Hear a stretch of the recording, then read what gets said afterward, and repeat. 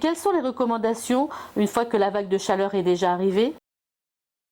Pendant la vague de chaleur, il faut prévenir l'apparition d'une pathologie grave liée à la chaleur. L'objectif est de mettre en œuvre en amont une série de mesures simples pour éviter la constitution d'un tableau grave. À ce stade, il serait alors souvent trop tard pour intervenir. Il faut se rappeler qu'il existe un décalage temporel entre le ressenti de l'adulte en bonne santé et celui de la personne âgée. Savoir que, en cas de forte chaleur, quand vous éprouvez un inconfort, la personne âgée, qui ne le perçoit pas encore, est peut-être déjà en difficulté. J'attire votre attention sur ce point-là. Docteur, quelles sont les principales maladies chroniques susceptibles de décompenser en cas de canicule? Maladies psychiatriques, en particulier les patients traités par neuroleptiques, agonistes sérotoninergiques, antidépresseurs tricycliques ou médicaments altérant la vigilance, comme les benzodiazépines. Il faudra attirer une vigilance particulière pour ceux qui prennent des psychotropes, c'est-à-dire les neuroleptiques et antidépresseurs, a fortiori en association à un diurétique.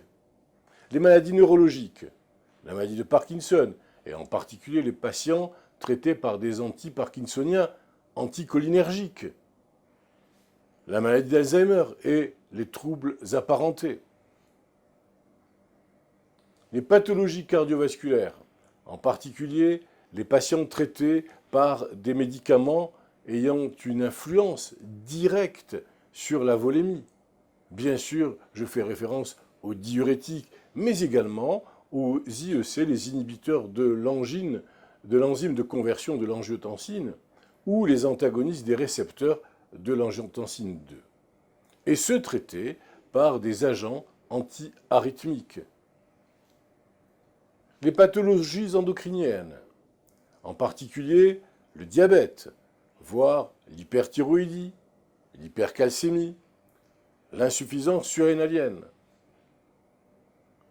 Les pathologies uronéphrologiques, en particulier l'insuffisance rénale chronique non terminale, bien évidemment, notamment les patients sous diurétiques, les personnes dialysées, mais également les personnes atteintes de lithiase.